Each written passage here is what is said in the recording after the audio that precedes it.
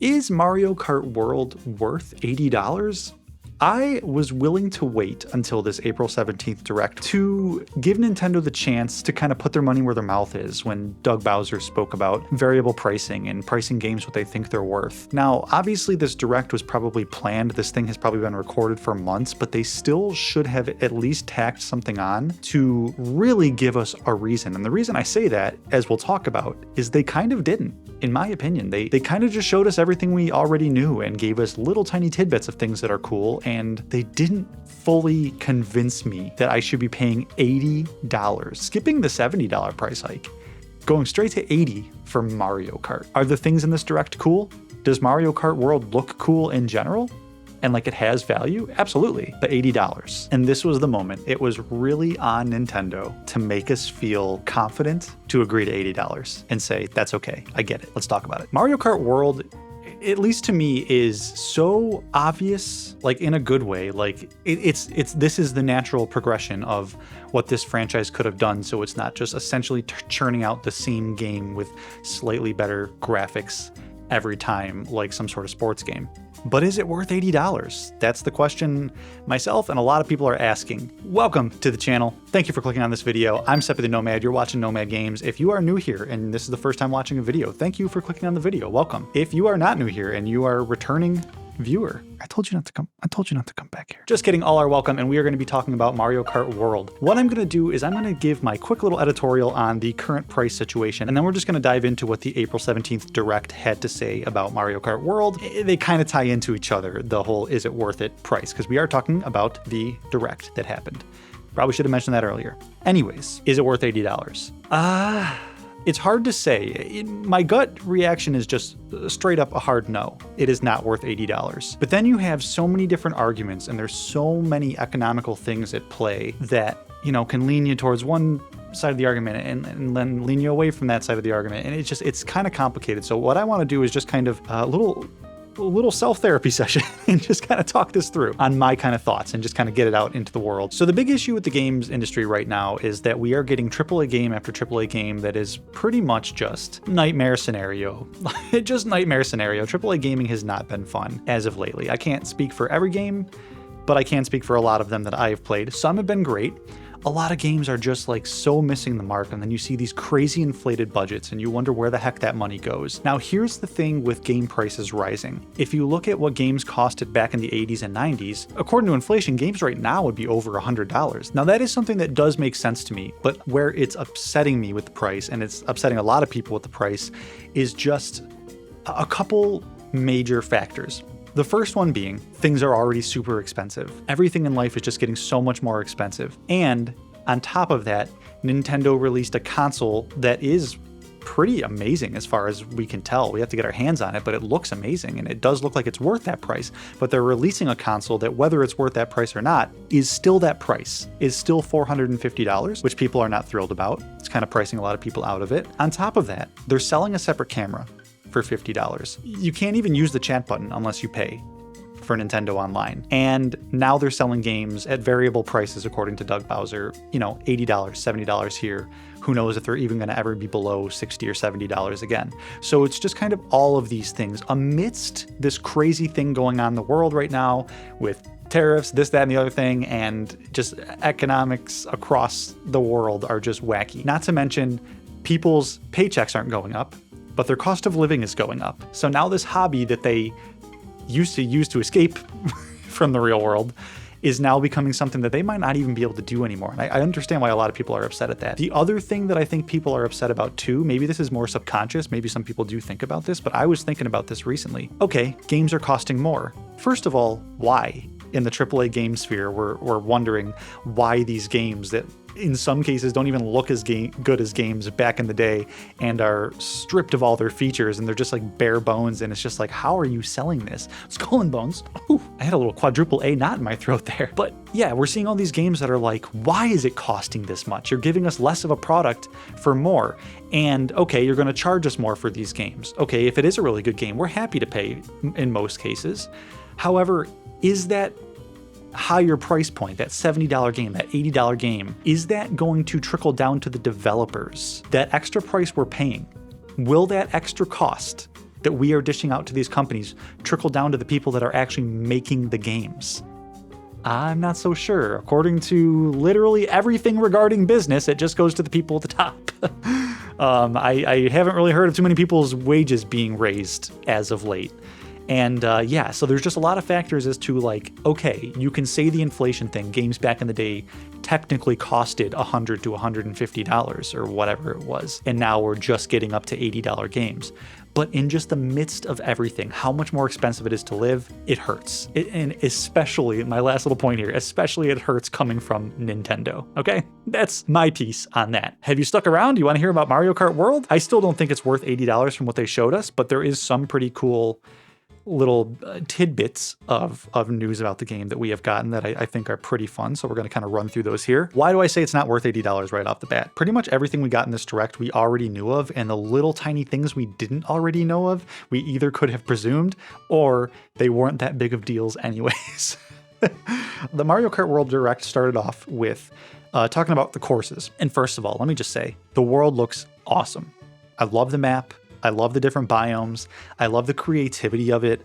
I love the elemental dragons kind of just going through all part, like the sand dragons and the fire dragons and everything. And I love the water. A lot of water stuff in here. So that's kind of the first point, is a lot of the courses were either canals in the city or the Wario shipyard. That looks really cool. I love haunted ghost ships. I'm just so obsessed with that kind of stuff. Absolutely love that. There's also going to be a movie course. So you go through the screen and then all of a sudden you're in like a 1950s creature feature. It looks pretty sweet. I'm very excited for the sheer creativity of the maps. They also said we are going to be getting reimagined nostalgic courses. So probably Rainbow Bridge, a lot of like the ones that you've seen. I don't know if they're going to be 1-to-1, but maybe, who knows? And they also mentioned something about like a day, you could play them at day or night. Does that mean there's a day or night cycle? Or does that just mean you choose if it's at day or night?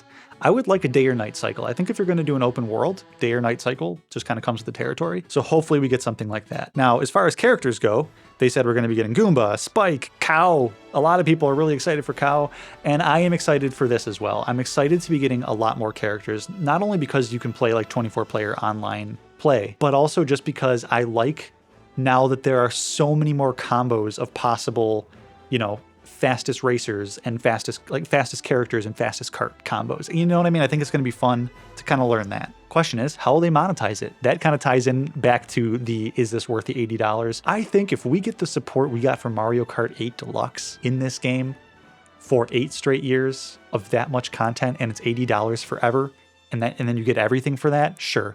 Do I think they're going to do that? I highly doubt it. I highly doubt we are going to be getting content in perpetuity with that $80 that we pay. And they're probably also going to be charging for certain skins or something. I don't know. We'll talk about that in a minute because they do talk about the character outfits later. I'm just going in order. Races. They talk about the races next. There are 2 types of races, Grand Prix and Knockout Tour. We already knew that. There's going to be a free roam as well, and some more online stuff that we'll talk about in a little bit. But as far as like the main game modes, Grand Prix and Knockout Tour for the races. 24 players. I can't remember if they said locally, but definitely online. And one thing they didn't explain, and I still don't necessarily know why they're doing this, but they say in the Grand Prix, you just kind of do like a course and then you race to the next course. I'm not necessarily sure what the point of that is, what you do on the way there, why it couldn't have just loaded you to the next course. I'm not sure. I really honestly don't know. They didn't quite explain that, but open to possibilities of that. There could be fun stuff along the way or shenanigans along the way. I would love to hear your thoughts of what you think should happen in that interim. For Knockout Tour, you need to place to continue. We already knew this. And yeah, that's kind of like the Battle Royale. Obviously, we know everything about the Knockout Tour already. You pick different sections of the map that have a group of selected maps that you race from one end to the next of the world, and it takes you across different paths and different maps. And we already know this. Little note that I wrote in here. I'm not entirely sure why I wrote this here, but I love the carts. The carts look awesome. I really like snowmobile like tread type of looking carts. I like the water ones and everything. Okay, this is some pretty fun stuff. Items. They talked about new items and they showed off some cool things here as well. Coin shell. You throw a coin out and then you collect the coins. And this kind of has like the Halo item equipment mentality to it, where like you're not the only one that can get these coins. Like you have to obviously throw it in a path that you can get to before like other people do as well. So you can kind of give yourself a little coin boost there. Ice Flower, you freeze and spin rivals. That seems pretty fun. Hammer, this one looks really cool, and I could see this being a pretty strategic one if you get good with it. You throw pretty much an arc of hammers and they knock people away and send them spinning or whatever. And then they stay on the course as well for a little bit. I don't necessarily know how long, but they stay on the course. Mega Mushroom, you grow huge, you flatten people. Makes sense. Feather, you jump to avoid items coming at you. So you jump to avoid enemy attacks. The reason I'm confused about this one, and I'm gonna have to go back and watch it and let me know in the comments if I'm just missing something major, but there's also just a charge jump button that literally says you use this to avoid enemy item attacks. I don't know why you now need an item for it. Maybe there's something I'm missing there. There's got to be something I'm missing because it's literally just the charge attack they mentioned later. Kamek? What do they say? How do they pronounce that? I'm not entirely sure. You transform racers into wacky things, and they also said there's a little bit more going on there. And there's more items that they mentioned as well that are new. So the items in this game, that looks pretty cool. I'm pretty excited to explore what these items do and how we can continue to ruin our friendships with these horrible, horrible items that Nintendo has given us. They're just tools. Depends on how you use them. For bad. We use them for bad. Anyways, moving on. Support features, smart steering and tilt controls. If you have the motion controller, well, all the Joy-Cons have the motion control, but if you have like the Joy-Con 2 wheel they mentioned, I don't know if that's a piece of equipment that they are announcing with this, but it's kind of like, who cares? Outfits. Let's talk about outfits. You eat foods that change your outfit inspired by that food you eat.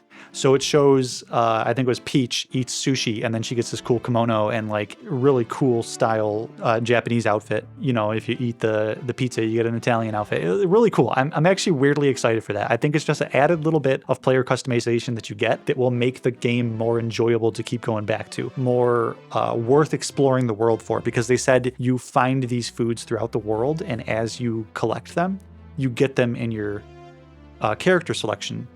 So you can just go to your character selection, select the outfits you want for the race that you want, whether you're playing online, show off your skins online, or you're playing with your friends and showing off there. Pretty cool.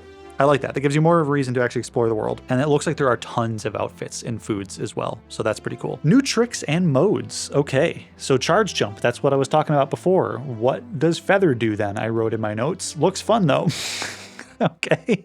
Yeah, I'll have to figure that one out. Rewind. You can rewind like you can in like, I think Forza and like other racing games, where if you crash, you kind of rewind, or in this case, it's not if you crash. Well, maybe if you do, but it's more if you like miss a little jump, like a trick jump or something, you can rewind. The thing is, it doesn't rewind obviously for everybody. It just rewinds you. Everyone else keeps going forward. So this leads me to assume that there are trick jumps that can get you an enormous advantage that are worth rewinding and setting yourself back for. So that's pretty exciting. But yeah, a lot of cool new abilities in this Mario Kart. I mean, the charge jump, maybe it can be used with the feather. Maybe the feather is just naturally a higher jump, and then the charge jump, you can do both, maybe you could add them. It's good to have a defensive thing. I'm going back to the feather. It's good to have a defensive ability. Maybe it's automatic, and if you got like a blue shell or a red shell coming at you, it just automatically does it. And then again, maybe you can use it with the charge jump and get up to some extra places. Regardless, the charge jump is cool. You can jump onto the railings now, and you can wall ride. A lot of really cool, pretty gameplay changing stuff in this new Mario Kart. So that's pretty neat. Time trials. You can do this in solo mode or online to compete against other people's scores. Pretty sweet. Versus race, this one I am very interested in. You can set the courses to either be 3 laps or course to course. So maybe you can just pick a course and do it for 3 laps, or you can do it like more like the Grand Prix is, where you go from course to course in the world. Pretty cool. Teams, pretty cool. Battle mode, you get the balloon battle, local or online, and the coin runners. So just little online versus battle modes there. Pretty sweet. They talk a little bit about free roam. They say you can go anywhere. We kind of assumed that. You get little missions and time trials in the open world. I was actually wondering if there's anything to do out in the open world, and it looks like from what they showed, yeah, you kind of hit the little POW buttons, and then you kind of hit panels, and it shows up coins, and you got a time trial to complete them. So it looks like there's some little stuff to do. There's hidden coins in the world as well. Hopefully there's more to do, because that doesn't sound like it's entirely worthy of an open world. Who knows? I think the rest of the game modes justify the open world. I was hoping there was more to do and more secrets. Maybe there are. There's also photo mode. This looks like something that I would actually spend time doing with friends. You kind of travel across the world, and you stop at little pit stops and little milestones and landmarks, and you take photos. And I imagine there's going to be some really wacky and fun stuff on the internet. after that one. We will see. So I'm pretty excited about that. You can do split screen, local wireless play, 24-player online play. I have a couple other random notes here. I love the dinosaurs. I love the dinos. Oh, you can meet up with the crew anywhere in the world too. So if your crew's hopping online, they pick a spot, and if you're not there, you can kind of like travel there, and you kind of just all meet. Game chat will be fun with friends. I think that obviously anything is fun with friends. You can play a crappy game and it's fun with friends, but I think Mario Kart is already not a crappy game. This doesn't look like a crappy game by any means, and with friends, I think it's going to be really fun, especially with the cameras.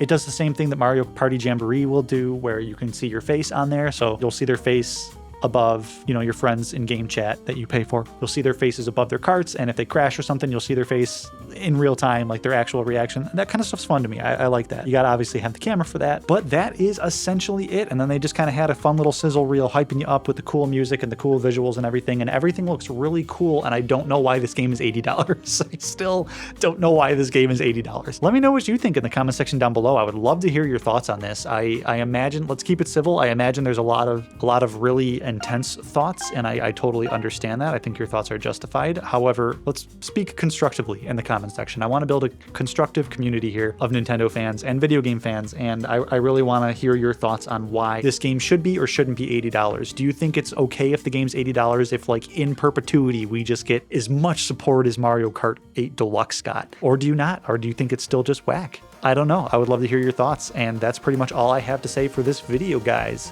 I will catch you in the next one with a bunch more videos. Let's talk then. Johnny.